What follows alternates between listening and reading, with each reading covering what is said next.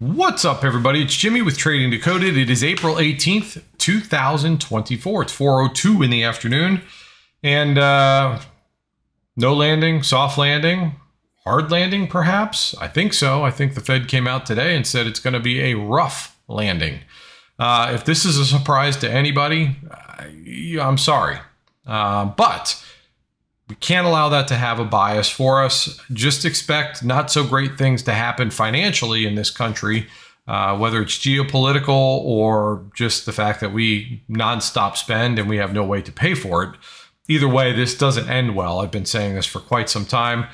So be prepared for pain in the financial sector coming forth.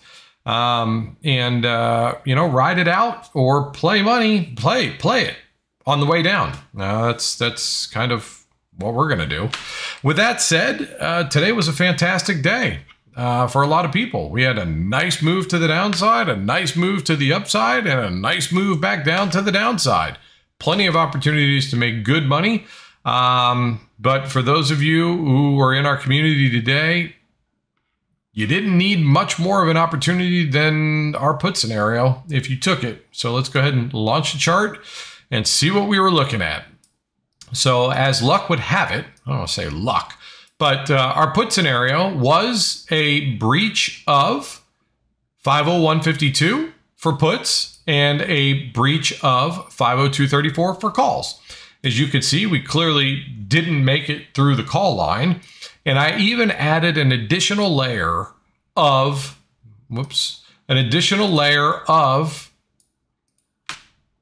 confidence for those who were looking for puts. Now, mind you, these conversations take place from 9 a.m. till open. We are talking about what we're planning to do, what we're expecting to do. And I was telling people today, I think we're gonna take a move to the downside at open. Okay, but let's wait for confirmation. And we went as far as saying I wouldn't play puts unless the Qs broke 426.36. As you can see, this happens at 9:31. So for aggressive traders, they might have gotten into that trade right there. Now I know ADD at this point wasn't crashing down. Only took ADD about 4 minutes to catch on and started to drop significantly. So criteria number one, Qs breaking 426.36. Well, why that line, Jimmy? Because last time we touched it, we bounced off of it. I believe that if we get through it, we're going to move down. Okay. Now, it's at this time that I say, prior to the open, I said, I think we're going to make a run for yesterday's low of day, which is all the way down here. So I was prepared for puts. However, we wanted to wait for the right time. For many people, it was that second candle of the day at 9:31. For those who were waiting for the breach of the put line, it came a minute later. And let me tell you something, Qs, and shortly thereafter, like 1 minute later, everything was telling you, you need to hang on to this trade. Now, I was specifically hoping we were going to make it down to yesterday's low of day, which was 499.12. Had an alert set there and everything. Get into the trade. We're holding. We hit this line of support at 499.89. Try to get through it. Struggling, trying to get through it. Close below it. Big wick on bottom. Not a good look for sellers. Closed out of the trade here on the fourth candle off of that support. That right there was a 79.5% win, depending on when you got in. 80% for some, 50% for some, 25% for others. Either way, perfect entry point. Any one of these spots were great exit points. But again, the Qs were giving us everything we needed to see to hold on to that trade, as was ADD. Okay. Now, at this point, I am not here because I had to go to my kids' award ceremony. They both made the honor roll, which was awesome. So there's no arrows here. Now, I got back right around 10:28, I think is what they told me. I came back and clearly to an uptrend. Okay. Now, I was asked when I came back, Jimmy, looking at the chart, or back then, when would you have been comfortable buying calls? And I said, after a move like this, I think I would prefer to be back above our pre-market midline to know that all the sellers that created that are at least not my problem anymore. And maybe we can move up from there. Okay. So even though I wasn't here to have that conversation, that is the way I look at the chart. This was a heavy move to the downside. Yes, we're putting in higher lows. The minute we put in the higher low, which was here, puts come off the table for me. So I wouldn't have been playing puts anymore after this higher low, but I wouldn't be comfortable in calls unless we took out all the sellers that created that drop. Even then, if you took a call above that line, you still have to recognize that in pre-market, we struggled to make it above the next line, okay, which was our call line. If we can breach the call line, though, I do believe it's going to continue up from there. So at this point, at 1034, we were breaching the call line. However, on the Qs, we were also above a line of resistance. Okay, we were coming up to just closed above resistance, the same one that would have kept me out of puts or calls rather until we got clear of, just like on SPY. And everything was moving up at that time. So there's nothing wrong with taking the risk, buying pullbacks during an uptrend, you know, taking profits when Qs hit resistances or SPY hit resistances. Each one of these circles were when Qs were hitting resistances. And as we got up here, I started to feel less comfortable with calls. Why? Not because of a bias, but simply because at this point, ADD went from going straight up to slightly rolling over and moving more sideways than up. Still very green, wasn't recommending puts at all up here, just wasn't comfortable with calls anymore. That's me, was not playing them. In fact, the only trade I took was here, and that was one and done. But for anybody who continued to trade or missed this trade or whatever, can't abandon them. There's still plenty of opportunities to trade, right? And fortunately, we started to break levels of support. You guys know if we're coming off lower highs, I'm expecting support to be less strong than it was before.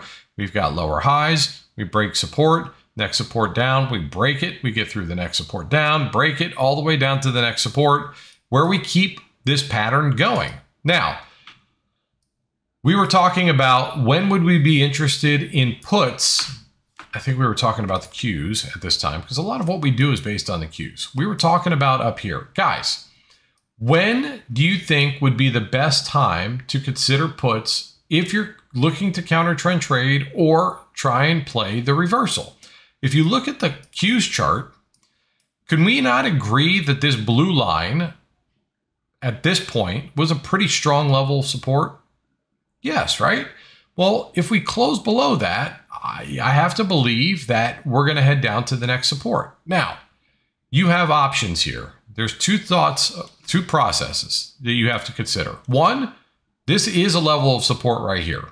Okay, so if that is not enough of a move for you to take the put because there doesn't provide enough room for potential payment or potential movement, you have to skip the trade.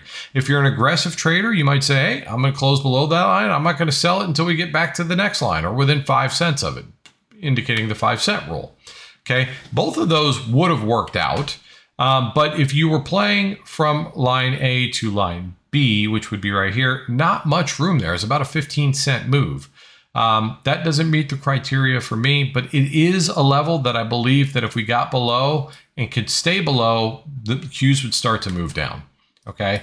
And likewise, as we started moving down, I was getting ready to go to lunch. Right before I went to lunch, I said to people, I just want to see us get down to, because we had people in puts up here and targeting this line. Right, so that's why I had the alert there. But we got within 5 cents of that line several times, putting in lower highs all along the way, trying to tell people I still believe this thing's going to move down. And of course, while I'm at lunch, we take a nasty move to the downside. I get back from lunch right around 112, something like that. Now, you don't see any lines of support and resistance here because I hadn't drawn any yet.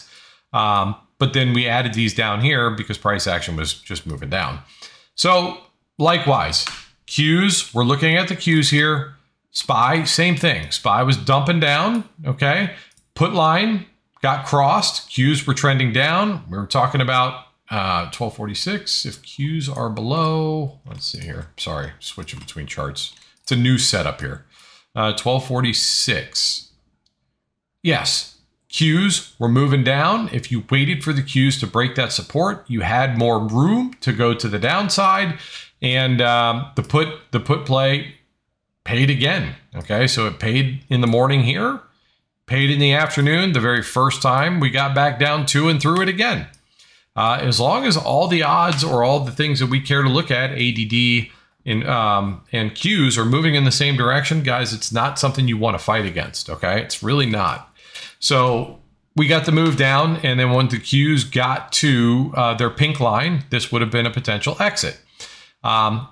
If you want to hold through these lines, just simply move your stops down to at least break even, so that if it does hold support and bounces back up, you don't lose money. Okay, I don't know why this is here. It's supposed to be there. And if you held on to it, and we were talking about staying below 501.16. As long as that happens, we would be hoping for the leg or the downtrend to continue. All right, so for those who held, congratulations. You made a whole lot more money, and then we got down to the pink line, and the Qs were getting down to support levels down here as well. We were finding a support that was this guy right here, this double bottom, saying, hey, if we can get through that, I'm looking for the move down to 422.78. We got our first candle close below that level right here, and then we got within just a few cents of 422.78. Broke the downtrend, puts come off the table. We pull back to resistances. Okay, not suggesting puts there. Still waiting for us to get down to touch that orange line, and we were having a joke today saying, man, if we can get down there, I'd be satisfied, because we set that alert earlier. And I told everybody, you watch, Qs is going to tease me all day, and we will hit that line right after we close. And wouldn't you know it, the very first candle after the close, 4 o'clock, it hits that beep, and it's just fun. The market's a good time. Anyway, that's the last trade that we talked about. And every time we touched that level of support on the Qs was potential exits for anybody who was in puts at any time. We were suggesting that once the Qs established that support level, that we were going to ignore the pink line on SPY, because this line of support was becoming very, very strong. Okay, so we didn't want to ignore it, but it was allowing us to move through the pink line if the Qs were going to make it down to their support. So we took profits at the pink line the first time because we hit the pink line. But then Qs were dragging us below the pink line consistently, giving us opportunities to squeeze a little bit more out of these puts each time we'd come down. Okay, and that's pretty much it. So today was a great day for a lot of people. The poll in our community right now is 4-1, I think, 5-1, something like that. Very, very green day. And then there were some people who missed the opening trade, and this is something you guys need to be aware of. If you miss a lot of these big moves, it gets frustrating. I understand. It's the time you're probably gonna fall victim to FOMO. You're going to be irritated. You're going to do something. You're going to force a trade. You're going to pretend like the market owes you something. You failed to execute, whether it's you weren't there, work got in the way, you were taking a shit, you were, not comfortable with the trade, whatever the case is, it doesn't matter. But after you saw what happened as a result of any of those things keeping you away from taking that trade, you're annoyed. You're irritated. You're mad. You're frustrated. The best thing for you to do at that point is walk away from the chart, clear your mind, go eat lunch, have a drink, whatever it is that you do to relax, and then come back with a level head. Because if you don't, you're going to try and teach the chart a lesson, teach the market a lesson, and you're going to lose. You're going to lose. You're going to do something stupid. You're going to do something like buy calls at the high of day or buy puts at the low of day. We've all done it. Just know that it happens because of FOMO, because of anger, for whatever reason. It's not the right thing to do, and it will usually cost you money. Okay. When it costs you money and you end up doing that, you're going to be even more upset. And then you're going to be trading not only because the annoyance of missing a great move, but the annoyance of making a dumb move. And then you're going to want to fix that with a good move. And it doesn't end well. Okay. So don't do that. If you miss the great trades of the day, the market is going to have a lot more volatility going forward. I promise. You're going to have a ton of opportunities to make a lot of good money in the market just by being patient and waiting for the right setups. Guys, the market is accepting that things aren't great. They tried to force the Fed into release or lowering rates. The Fed's been saying the whole time that they're not doing it. They're not in a hurry to do it. Things aren't ready to do it yet. Okay? I don't know why this is a surprise to the market. The market wasn't right. It thought it was right. It wasn't. And now it's correcting because it wasn't. You know, I don't pay attention much to this kind of stuff because I don't want to create a bias. But I know that if I lived way beyond my means and I was spending money left and right on credit cards and like our government is, it doesn't end well for me. I either have to file bankruptcy or I lose everything, being sued or foreclosed on. Or why is it any different for the government?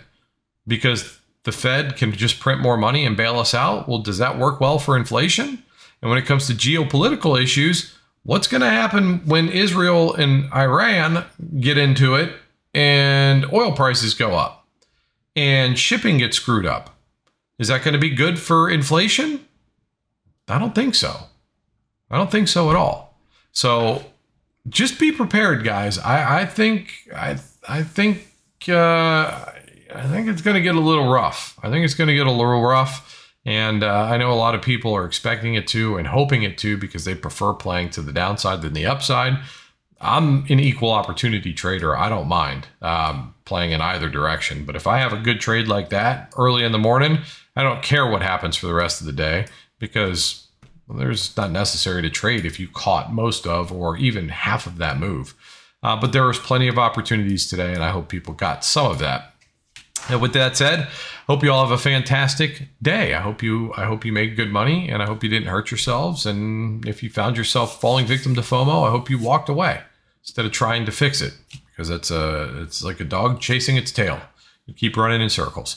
And with that, I hope you got some useful information in this video. If you did, please like, share, and subscribe. I'd appreciate it. If you'd like to join our Discord community, whether there's a link down below, we'd love to have you. It'd be amazing. And that's pretty much it. So till tomorrow, I love you guys.